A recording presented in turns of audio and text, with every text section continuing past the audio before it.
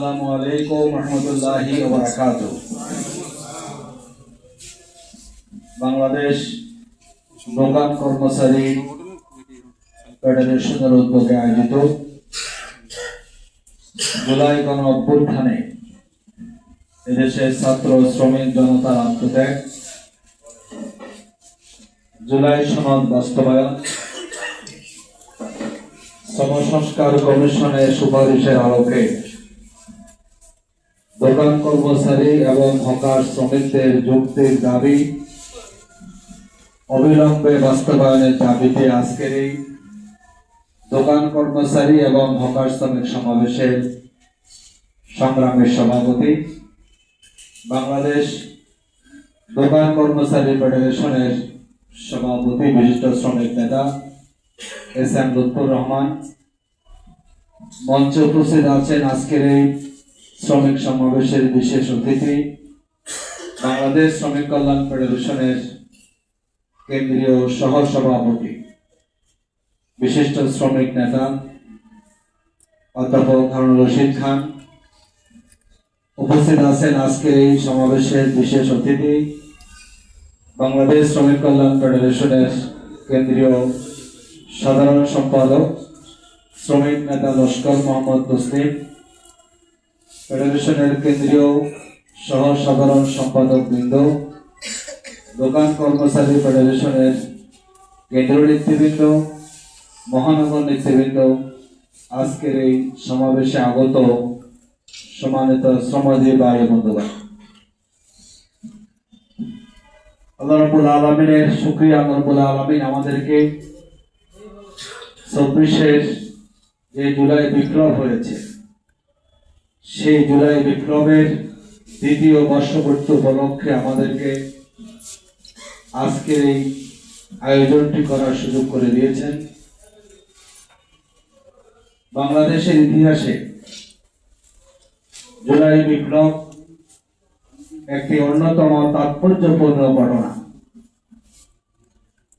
আমাদের এই বাংলাদেশে স্বাধীনতার পরবর্তী সময়ে বিভিন্ন সরকারের আমরা পতনের ইতিহাস আমরা জানি।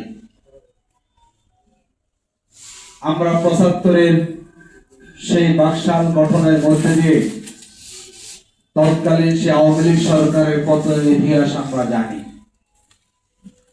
90-এর স্বৈরাচার বিরোধী আন্দোলন এবং সেই আন্দোলনে স্বৈরাচারের পতনের দৃষ্টান্ত আমাদের সামনে আছে। সব কিছু মারিয়ে 24-এর 5 আগস্ট বাংলাদেশের ছাত্র শ্রমিক জনতার তুমুল আন্দোলনের মধ্যে দিয়ে যে সরকারের পতন হয়েছে, এই দৃষ্টান্ত পৃথিবীর ইতিহাসে খুব বেশি খুঁজে পাওয়া যায় না। কারণ যে সরকার দীর্ঘ 15 বছর অত্যন্ত নির্দণ্ড প্রভাবে দেশ পরিচালনা করেছেন, মানুষের গণতান্ত্রিক অধিকারকে হরণ করে নিয়েছেন, ভোটাধিকারকে হরণ করে নিয়েছেন, শ্রমিকের অধিকারকে হরণ করে নিয়েছেন, মানুষের কথা বলার স্বাধীনতাকে হরণ করে নিয়েছেন, একটা জুলুমতন্ত্র কায়েম করে মানুষকে তার অনেকটা বাকরুদ্ধ করে ফেলেছিলেন এবং তারা ভেবেছিলেন এই অবস্থায় তারা 2041 সাল পর্যন্ত তারা ক্ষমতা কন্টিনিউ করবেন। তারা সব সেট আপ করেছেন, কিন্তু 24-এর জুলাই আগস্টে মাত্র 36 দিনের আন্দোলনে তাদের সেই তত্ত্ব দাও চিহ্ন বিচ্ছিন্ন হয়ে গিয়েছে এবং সেই সরকারের প্রধান থেকে শুরু করে তাদের এমপি মন্ত্রী থেকে শুরু করে তাদের যত দলদাস শিক্ষক বলেন, তাদের যত দলদাস সাংবাদিক বলেন, আমরা দেখলাম একযোগে সব বাংলাদেশ থেকে পালিয়ে গেছে। তারা এখন বাংলাদেশের পলাতক শক্তি, তাদেরকে এখন আর রাজনৈতিক শক্তি বিবেচনা করার কোনো সুযোগ নাই। আমরা দেখলাম বিগত 15 বছরে বাংলাদেশের মানুষ যে রাষ্ট্রের বিপক্ষে কথা বলেছিল এবং বাংলাদেশের মানুষের স্বার্থকে উপেক্ষা করে যে দল যে শক্তি তারা যেই দেশের স্বার্থকে অগ্রাধিকার দিয়েছে, বাংলাদেশের মানুষ তারা প্রত্যাখ্যাত হয়ে বিতাড়িত হয়ে তারা কি আবার সেই দেশে আশ্রয় গ্রহণ করেছে। আবার সেখান থেকে মাঝে মধ্যে আমাদের খোঁচা মারে। আমরা বাংলাদেশের মানুষ অনেক সময় ভুলে যায়, এই জুলাই অভ্যুত্থানের আজকের এই শ্রমিক সমাবেশ আমাদেরকে স্মরণ করিয়ে দেয় ওই ফ্যাসিবাদের আচরণ আমাদেরকে ভোলা যাবে না। আমরা আজকে খেয়াল করছি মিডিয়ার মধ্যে দিয়ে কিছু কিছু ব্যক্তিরা আবার বাংলাদেশের রাজনীতিতে সেই পলাতক শক্তিকে ইনিয়ে বিনিয়ে প্রাসঙ্গিক করার জন্য বয়ান তৈরি করছেন, আর জনগণকে আপনারা সেই বয়ান শোনাচ্ছেন। যেহেতু এখন 24 পরবর্তী বাংলাদেশ, কথা বলার স্বাধীনতা সবাই আছে, সেখানে হস্তক্ষেপ করতে চাই না, কিন্তু আমরা অত্যন্ত দৃঢ়তার সাথে বলি বাংলাদেশে আওয়ামী শক্তিকে আবার রাজনৈতিক ময়দানে প্রদর্শিত করার স্বপ্ন যারা দেখেন, কম পক্ষে আপনাদেরকে 5 দশক অপেক্ষা করতে হবে। তার আগে এসে আবার আওয়ামী লীগ প্রাসঙ্গিক হবে, আপনারা বয়ান দিবেন। এই বয়ান এই দেশের 56,000 বর্গ মাইলে আর কখনো বাস্তবায়ন হবে না। আজকে কেন আমরা এই আয়োজনটি করলাম? অনেকে কোশ্চেন করতে পারেন, জুলাই অভ্যুত্থান তো অন্য ইস্যু, শ্রমিকরা কেন আয়োজনটি করেছে? সে আন্দোলন নেতৃত্ব প্রদান করেছে ছাত্ররা, আমরা আজকে আয়োজনটি করেছি। আমরা দেখি প্রত্যেকটি আন্দোলনে দেশের শ্রমিকের ভূমিকা থাকে, কিন্তু কেউ শ্রমিকের ভূমিকাকে স্বীকৃতি দিতে চায় না। এদেশের 52 ভাষা আন্দোলনে সালাম, বরকত, রফিক, জব্বর জীবন দিয়েছে না? তারা ছিল এই দেশের শ্রমিক শ্রেণীর কাতারের মানুষ। তারা 69 গণ অভ্যুত্থানে শ্রমিকরা জীবন দিয়েছে না? 71 সালে যে আন্দোলন হয়েছে স্বাধীনতা সংগ্রাম, সেখানে শ্রমিকের ভূমিকা আছে না? 90 স্বৈরাচার বিরোধী আন্দোলনে যে নূর হোসেনের তার জামা খুলে দিয়ে তিনি লিখেছেন বুকে পিঠে স্বৈরাচার নিপাত যা গণতন্ত্র মুক্ত হইতে বলেন, সেই নূর হোসেন ছিল একজন শ্রমিক ছিলেন। ইতিহাস কি শ্রমিকের অবদানকে স্বীকার করে? আবার 24 জুলাই আগস্ট আন্দোলন হয়েছে, আমরা তালিকা করেছি। এই জুলাই আগস্টে বিভিন্ন শ্রেণী পেশার শ্রমিক 3 শতাধিক শ্রমিকের রক্ত ধরেছে, জীবন দিয়েছে এই ফ্যাসিবাদ বিরোধী আন্দোলনকে সফল করার জন্য। তাহলে আমাদের যারা এখন ক্ষমতার স্বাদ ভোগ করছেন, তারা কি শ্রমিকের সেই অবদানকে স্বীকার করেন? আজকে আমাদের আয়োজনটি আমরা এই জন্য করেছি, যদি একটি সভা নয়, আমাদের রাষ্ট্রের মানুষগুলোকে দৃষ্টি খুলে দেওয়ার যে আয়োজনটি আজকে আমরা করেছি। যে শ্রমিকরা জীবন দিয়ে আমাদের রাষ্ট্রকে বিনির্মাণ করার জন্য সুযোগ করে দিয়েছিল, 24 পরবর্তী বিপ্লবের সফরে অনেকগুলো সংস্কার কমিশন হয়েছে না? তার মধ্যে একটা ছিল শ্রম সংস্কার কমিশন। সেই শ্রম সংস্কার কমিশন বাংলাদেশের সকল শ্রেণী পেশার শ্রমিকের মতামত গ্রহণ করেছে, কোন শ্রমিকের কি সমস্যাগুলো আছে অ্যাড্রেস করেছে, সরকারের কাছে সুনির্দিষ্ট সুপারিশ মালা তারা প্রণয়ন করেছে। বলুন তো, আমরা রাজনীতিবিদরা যতটা অন্য সংস্কার কমিশনে সরব আছে, আমরা কি দেখি কোন রাজনৈতিক দল তারা এই সংস্কার কমিশন সরব আছে? আমরা দেখি কোন আওয়াজ কেউ তুলতে চান না। তার মানে হচ্ছে যে বৈষম্যের বিরুদ্ধে আন্দোলন হয়ে ফ্যাসিবাদের পতন হয়েছে। এই দেশে প্রত্যেকটা ক্ষেত্রে বৈষম্যের শিকার শ্রমিকরা বলেন। আমরা দেখলাম বিগত ইন্টারিম গভর্নমেন্টের 18 মাস সময়ও এই দেশের শ্রমিকের ভাগ্য উন্নয়নে যেমন কোনো ভূমিকা রাখা হয়নি।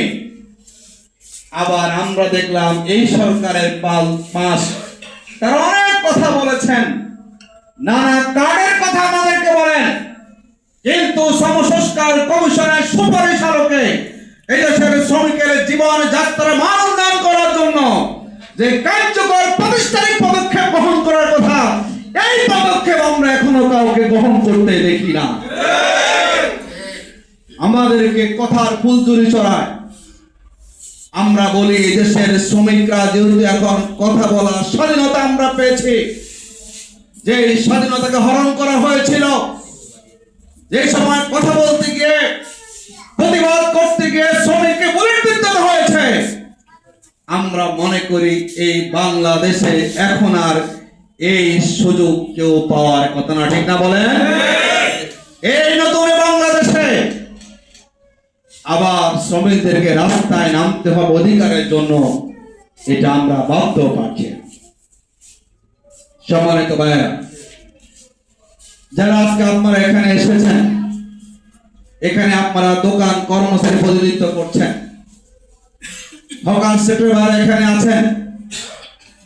বাংলাদেশের সর্বশেষ পরিসংখ্যান ব্যুরোর তথ্য অনুযায়ী বিভিন্ন পাইকারি খুচরা প্রতিষ্ঠানের শপিং মলে, সুপার শপে দোকান কর্মচারী কাজ করেন 92 লাখের মতো। তার মধ্যে নারী শ্রমিক আছে 2 লাখের মতো। 92 লাখ শ্রমিক যেই দেশে কর্মরত একটা সেক্টরে, আমরা দেখি 92 লাখ শ্রমিকের যে আইনি অধিকার, 1% আইনি অধিকারের সুযোগ এই রাষ্ট্র করে দেয় না। একজন শ্রমিকের সবচেয়ে মৌলিক অধিকার হচ্ছে তার কর্মস্থলের ক্ষেত্রে তিনি একটা পরিচয় পত্র পাবেন। এটা কি আপনারা কেউ পান বলেন তো? বাংলাদেশে কোন মালিক কি শ্রমিকের পরিচয় পত্র দেয়? এই দায়িত্ব রাষ্ট্রের না? আমাদের রাষ্ট্র বলে না, দরকার কি? শ্রমিক না খেয়ে মরো, তোমাকে এখান থেকে তাড়িয়ে দেয়। এই যে শ্রমিকের চাকরি যে টেকসই হওয়ার পদ্ধতিটা যা বোঝা যায় নিয়োগপত্রে না, সেই নিয়োগপত্র নাই। বলুন তো বাংলাদেশের আইনে এই যে আমরা শ্রমিক দিবস পালন করি, কর্মঘণ্টা কয় ঘন্টার জন্য বলেন তো? আপনারা কয় ঘন্টা কাজ করেন? 12 ঘন্টা ন্যূনতম কাজ। তো যেই দেশের সরকারের দায়িত্ব শ্রমিক অধিকার রক্ষা করা, সেই দেশের ভিতরে একজন শ্রমিক 12 ঘন্টা সময় দিচ্ছেন, ওভারটাইম করছেন, ওভারটাইম তিনি পাচ্ছেন না। আবার যখন অকেশন আসে না, তখন তো কর্মঘণ্টাই থাকে না। আদৌ সেই শ্রমিক তার ন্যায্য মজুরি পাচ্ছে কিনা, যেই রাষ্ট্র তার কোন দায়িত্ব নিতে চায় না, আমরা সেই রাষ্ট্র কখনো শ্রমিক বান্ধব রাষ্ট্র বলতে পারি না। নেতারা কথা বলেন, মন্ত্রীরা কথা বলেন, বড় বড় কথা বলেন, কিন্তু আমরা দেখি আমাদের শ্রমিকের হয়ে আমরা আন্তরিক পদক্ষেপ গ্রহণ করতে দেখি না। বাংলাদেশের শ্রম আইনে বলা আছে, আপনারা খুঁজে দেখবেন, যারা দোকান কর্মচারী আছেন তারা সপ্তাহে ছুটি পাবেন কমপক্ষে 1.5 দিন। বলেন তো কয়দিন? যে কোনো সময় 1.5 দিন পাবেন। এই ছুটি কি আসলে আপনারা পান কেউ? তার মানে সপ্তাহে 7 দিনে কাজ করতে হয়। এই শ্রমিকের পরিবার আছে না, তার সন্তান আছে না, তার সামাজিক কাজ আছে না। এই যে কর্মঘণ্টা নাই, একজন দোকান কর্মচারীর মিনিমাম বেতন কত হবে নির্ধারণ করা আছে? তাহলে আমরা বলি কি পেলাম? 54 বছর স্বাধীনতা হয়েছে, সবাই নাকি দেশ বহু এগিয়ে নিয়েছেন। 92 লাখ শ্রমিক যেই সেক্টরে কাজ করে এখনো সেই সেক্টরের শ্রমিকের ন্যূনতম মজুরি আপনারা নির্ধারণ করতে পারেন নাই, আর আপনারা আমাদেরকে বড় বড় বয়ান শোনাবেন আর আমরা শ্রমিকরা বয়ান শুনে ঘুমিয়ে যাব। এই বাংলাদেশে তা আমরা হতে দেব না। আমরা দাবি জানাবো, জুলাই বিপ্লবকে ধারণ করে, শ্রমিকের অবদানকে ধারণ করে অবিলম্বে দোকান কর্মচারীদের নিয়োগপত্রের ব্যবস্থা করুন, তাদের কর্মঘণ্টাকে নিশ্চিত করুন, তাদের মজুরি নিশ্চিত করুন, এবং যাতে করে দোকান কর্মচারীরা শ্রম আইনের সুযোগটা পায় সে ব্যাপারে আপনারা পদক্ষেপ গ্রহণ করুন। আরেকটা আছে, এখানে হকার বাইরে আছেন না? বাংলাদেশে সবচেয়ে বেশি তুচ্ছ তাচ্ছিল্যের শিকার কোন কারা? হকার। এই জন্য এক আজব বাংলাদেশ, যার যখন মন চায় কি করে বলুন তো, সরাই দেয়, ঠিক মানে উঠে যান। আমরা দেখলাম বিগত সময়ে এই হকারদের থেকে তৎকালীন শ্রমিক নেতারা চাঁদাবাজি করেছেন না, দখলবাজি করেছেন না, জায়গা বিক্রি করেছেন না। এই হকাররা দলে আন্দোলনে জীবন দিয়েছে না। আমরা কি দেখলাম, আবার নতুন মোড়কে সেই পুরনো কি জিনিস নিয়ে আসা হয়েছে, হকার থাকবেন, হকার উঠছে। এরপর আবার কি দেখলাম, আবার কি করতেছে, ওনারা ছোট ছোট ঘর করে করে আবার হকার বসাচ্ছেন। তার মানে আমাদের কাছে মনে হয় আবার ওই চাঁদাবাজের নতুন পরিমাণ নির্ধারণ করার জন্য মূলত কি করেছে এই সরকারের কাছে বলবেন, মানে আপনি আবার নতুন করে আবার কি করবেন, ভাড়া ঠিক করবেন, কত টাকা আপনি নেবেন। আমরা এখানে বলতে যে আমাদের প্রথম হচ্ছে আমাদের রাষ্ট্রপতি, আমাদের দায়িত্ব এই হকারদের কোন প্রাতিষ্ঠানিক স্বীকৃতি আইনে আছে বলেন তো? নিজেরা চলে, ছোট্ট একটা টানা টুল নিয়ে চলে না সেখানে বলেন? যেই দেশের মানুষ নিজে তার স্বনিয়োজিত পরিশ্রম করে পরিবার চালায়, আমরা দেখি মাঝে মধ্যে আমাদের রাষ্ট্র অনেক অমানবিক হয়ে যায় না? কথা নাই, বার্তা নাই, কি শুরু হয়ে যায়? হকার উচ্ছেদ শুরু হয়ে যায়। আর আমরা সবাই খুশি না? হকার সব ধ্বংস। যেই মানুষরা ওই হকার থেকে জিনিস কিনে না, তারাই খুশি হয়ে যায়, হকার মুক্ত হয়ে গেছে। খুশি না সবাই? এই যে একটা হকারের যে তার যে ব্যবসার যে মূল তার উপকরণটা, যখন আপনি দেখেন যে সবার সঙ্গে উপকরণটা জব্দ করে বেঁধে ফেলা হচ্ছে, তখন যদি এই দেশের সুশীল সমাজের মানবাধিকতা তৈরি না হয়, আমরা মনে করি অমানবিক সুশীল সমাজের কোন প্রয়োজন এই দেশের শ্রমিক হবে না। আপনি সুশীল সমাজ, আপনি অন্যায়কে অন্যায় বলবেন, ন্যায়কে ন্যায় বলবেন, কিন্তু সেটা কিন্তু আমরা সেখানে খেয়াল করি না। চাঁদাবাজি চলে, উচ্ছেদ অভিযান চলে। আমরা আজকে দাবি জানাবো যে আমরা হকারদের নিয়ে এইরকম সকাল বিকাল খেলা আমরা দেখতে, আপনারা নিবন্ধন করুন, হকার লিস্ট করে দেন, এইভাবে হকার বোর্ড আপনারা গঠন করুন। কিন্তু আমরা বলবো বিশাল তরিকাতে যে এরা হকাররা বসবে, আপনার কোনো ব্যবস্থা নাই, কোনো বাণিজ্যিক এলাকা নাই, কোনো নিয়ম শৃঙ্খলা নাই, আর হকারদেরকে বলবেন রাস্তায় বসা যাবে না, তো সে যাবে কোথায়, খাবে কোথায় সে? আমরা বলবো হকারদের ব্যাপারে প্রায় শহরগুলোতে লক্ষাধিক হকার যেখানে তার কাজে নিয়োজিত আছেন, বাংলাদেশে অনেক পণ্য হকারি করে বিক্রি হয়। এই হকারদেরকে আইনি স্বীকৃতি দিতে হবে। আমরা যা বলবো যে হকারদেরকে পূর্বে নোটিশ না দিয়ে তাদের পুনর্বাসনের ব্যাপক ব্যবস্থা না করে যখন তখন হকার উচ্ছেদ করা বাংলাদেশের আইন কিন্তু সমর্থন করে না। এবার আমাদের এখন করণীয়টা কি? যারা আমরা এখানে শ্রমিক সংগঠনে আছি, আমাদেরকে ঐক্যবদ্ধ হতে হবে, ঠিক না বলেন? ঐক্য হলো শক্তি। যে রাষ্ট্র আপনার অধিকার দিবে না, ঐক্যবদ্ধ আপনি সেই রাষ্ট্রকে ব্যাপারে আপনি অবস্থান গ্রহণ করতে না পারেন যে আমার অধিকার, আমার প্রাপ্য সাংবিধানিক আমাকে দিতে হবে, তাহলে মনে রাখবেন সেই রাষ্ট্র চাপে না পড়লে কখনো অধিকার আপনাকে দিবে না, ঠিক না বলেন? এই জন্যই আমরা ট্রেড ইউনিয়ন করি। এটা আমরা এমনি করি না, কারণ আমরা জানি যদি আমরা ঐক্যবদ্ধ না থাকতে পারি তাহলে ঐক্যের এই শক্তি কাজে না লাগাতে পারলে রাষ্ট্র কখনো নিজ উদ্যোগে শ্রমিক দরদি হয়ে আমার দাবিগুলো পালন করবে এই রাষ্ট্রের চরিত্র আমরা সুবর্ণ বছরও দেখি এবং আদৌ কবে আমরা দেখব সেটা আমরা এখনো বলতে ঠিক না বলেন।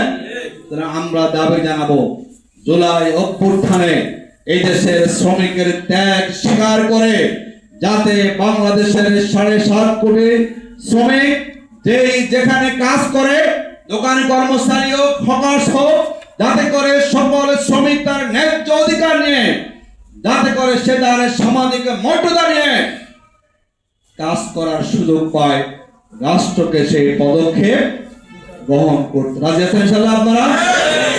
আমরা কিন্তু এখনো নিয়মতান্ত্রিক পন্থা বিশ্বাস করি। যদি যদি যদি যদি এমন হয় যে সব শ্রমিক রাস্তায় নেমে আসা তখন কি হবে? তখন কিন্তু কারোর জন্য কোনো সুখকর পরিস্থিতি তৈরি হবে না। আমি শেষ দিকে এসে বলবো যে জুলাই অভ্যুত্থানটা আমরা হয়েছে বৈষম্যের বিরুদ্ধে হয়েছে, ইনসাফের জন্য হয়েছে। আমরা খেয়াল করলাম বিগত 5 মাসের আমাদের এই নতুন সরকার জুলাই বিপ্লবের যে মূল আকাঙ্ক্ষা মানুষের মধ্যে লুকায়িত ছিল, যেই জায়গাগুলোকে ব্যবহার করে বিগত সময়ে রাষ্ট্রকে নিপীড়নের ভূমিকা রাষ্ট্র অবতীর্ণ হয়েছিল, এদেশের জনগণের দাবি না বলেন আমাদের শ্রমিকদেরও দাবি রাষ্ট্রকে যাতে করে আগামীতে কোন রাষ্ট্র সেই নিপীড়কের জুলুমের যেতে না পারে তার জন্য জনগণ যে সংস্কারগুলো চেয়েছে সেগুলো আমরা আশা করেছিলাম যারা ক্ষমতা আসবেন তারা কোনো কথা ছাড়া সেগুলো বাস্তবায়ন করবেন না। আমরা কি দেখলাম? ক্ষমতা আসার কি শুরু হয় প্রথম দিন থেকে কিসের সংস্কার?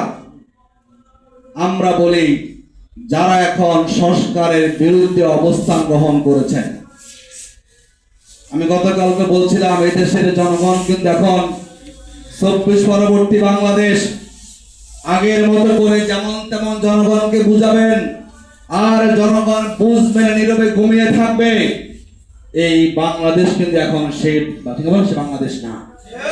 আমরা আশা করব অল্প সময় সরকারের শুভবুদ্ধির উদয় হবে, তারা সংস্কার নিয়ে গণভোট নিয়ে জুলাই সনদ নিয়ে যে টাল বাহানা শুরু করেছেন এই দেশের শ্রমিকের জনতা এই টাল বাহানা দীর্ঘদিন সহ্য করবে না, ঠিক না বলে?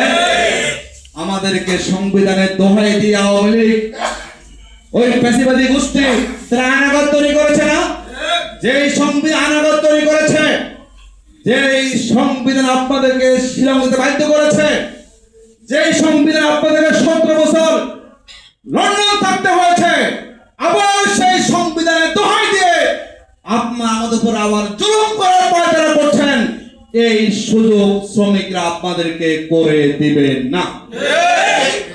সুতরাং কাল বিলম্ব না করে নানা ব্যাখ্যা না দিয়ে জুলাই সনদ গণভোট নিয়ে বিদ্রুপাত্মক বক্তব্য না দিয়ে ওই ফ্যাসিবাদের পুরানো পথে না হেঁটে এই দেশকে বৈষম্যমুক্ত করার জন্য ইনসাফ রাষ্ট্র প্রতিষ্ঠা করার জন্য জনগণের যে প্রাণের দাবি এই সংস্কারটা আপনাকে বাস্তবায়ন করতেই হবে, ঠিক না বলেন? আপনারা চাইবেন না আর সংস্কার হবে না এটি দয়া করে মনে করেন না। আপনারা চান আর না চান জনগণ চায় না বলেন? জনগণ যেহেতু চাচ্ছে আপনাদের চাওয়া এখানে কোনো অগ্রাধিকার পাবে।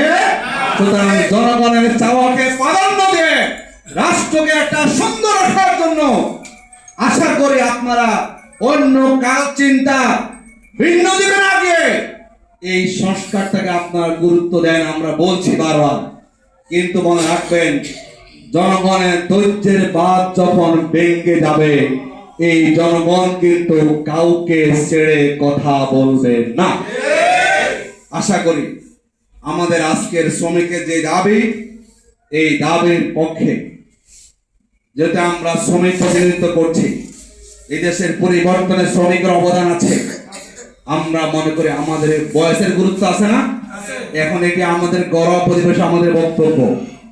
কিন্তু হয়তো সময় এমন আসবে যখন এই বক্তব্য কোথায় বলেন তো, যখন রাজপথে যাবে, তখন কিন্তু আপনাদের কখনো আপনার জন্য শুভকর হবে না। আসুন ভাইরা, আমরা ঐক্যবদ্ধ থাকি, আমরা অধিকারের জন্য লড়াই করব, মাঠে থাকবো, সজাগ থাকবো, সচেতন থাকবো, এবং ইনশাআল্লাহ আমরা কি করব, অধিকার আদায় করে আমরা গড়ে ফিরবো ইনশাআল্লাহ। আল্লাহ সেই তৌফিক দান করো। আসসালামু আলাইকুম।